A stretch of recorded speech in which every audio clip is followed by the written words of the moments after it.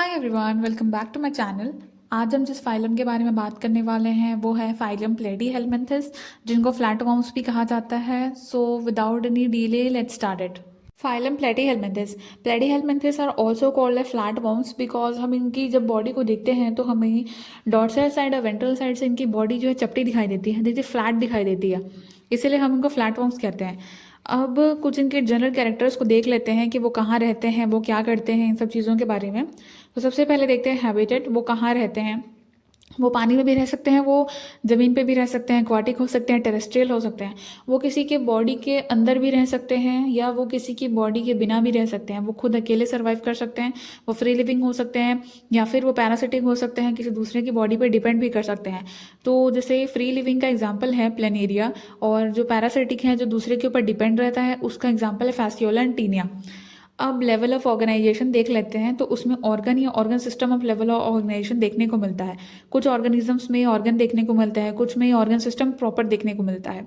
अब body plan है उनकी blind sac body plan. Blind sac body plan मतलब इनकम्प्लीट डाइजेस्टिव सिस्टम, वही एक ही माउथ और वही एक ही ओपनिंग है माउथ का एनस का, दोनों का काम करती है, वो हो गया blind sac body plan.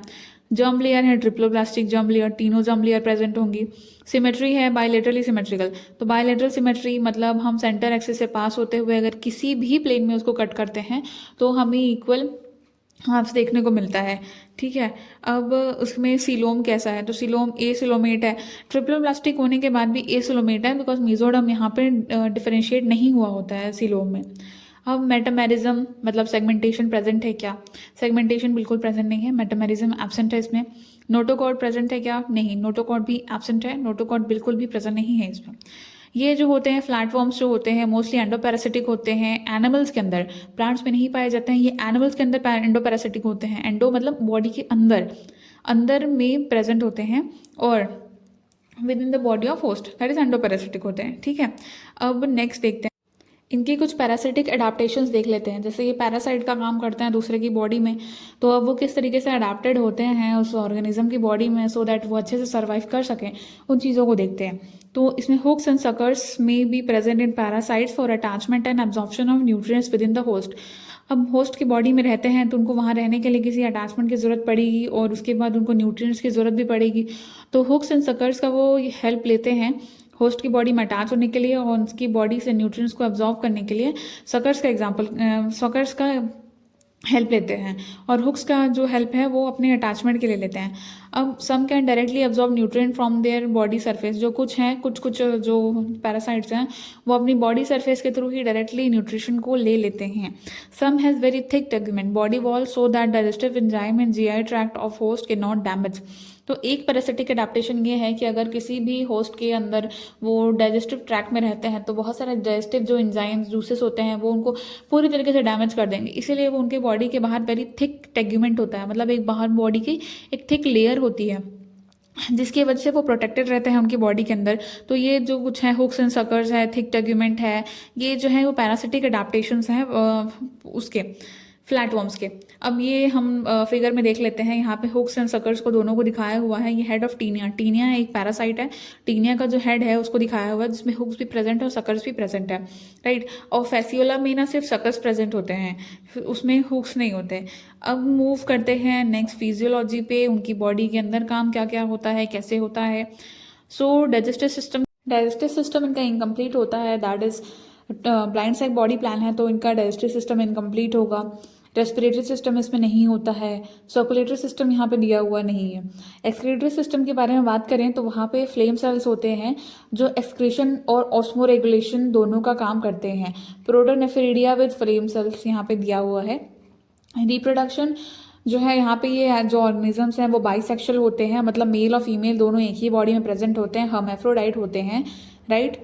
And इनमें फ्लेम सेल्स को लर्न करके रखने वाली बात है क्योंकि यहाँ से क्वेश्चंस आ सकते हैं, तो हमें बहुत मैंडेटरीली फ्लेम सेल्स को अच्छे से याद रखना ज़रूरी है कि वो एक्सक्रीशन और ऑस्मो रेगुलेशंस में हेल्प करते हैं। अब आगे नेक्स्ट मूव करते हैं, फर्टिलाइजेशन के बारे में देखते हैं। इनमें फर्टिलाइजेशन जो है वो इंटरनल होता है, दैट इज़ बॉडी के अंदर इनका फर्टिलाइजेशन होता है। डेवलपमेंट जो है वो लार्वल स्टेजेस के थ्रू होता है, दैट इज़ इनडायरेक्ट डेवलपमेंट होता है। अब कुछ कुछ पैरासाइट जो होते हैं वो डाइजेनिक पैरासाइट होते हैं। Digenic parasite in the sense वो 2 होस्ट की रिक्वायरमेंट होती है उनको अपना लाइफ साइकिल कंप्लीट करने के लिए। एक ही होस्ट के अंदर वो अपना जो है लाइफ साइकिल कंप्लीट नहीं कर सकते। कुछ चीज़ों के लिए उनको एक होस्ट की ज़रूरत पड़ती है, कुछ चीज़ों के लिए उनको दूसरे होस्ट की ज़रूरत पड़ती है। तो जैसे फेसियोला का एग्जांपल दिया हुआ है, फेसियोला को हम लोग लिवर फ्लूक भी कहते हैं। तो वो 2 होस्ट का यूज़ लेता है अपनी लाइफ साइकिल को कंप्लीट करने के लिए। पहला है शिप एंड दूसरा है स्नेल। तो शिप एंड स्नेल का वो हेल्प लेता है। और टीनिया के बारे में बात करते हैं। टीनिया जो है वो टेपवर्म है, अपना लाइफ साइकिल कंप्लीट करने के लिए वो ह्यूमन एंड पिग का हेल्प लेता है। तो ह्यूमन एंड पिग उसका होस्ट है। अब एनसीईआरटी में जो एग्जांपल्स दिए हुए हैं इन प्लेटफॉर्म्स का, वो 3 एग्जांपल्स दिए हुए हैं। सबसे पहला है आपका टीनिया, जिसको टेपवर्म कहते हैं, कॉमन नेम। सेकंड है आपका फेसियोला, जिसको हम लिवर फ्लू कहते हैं।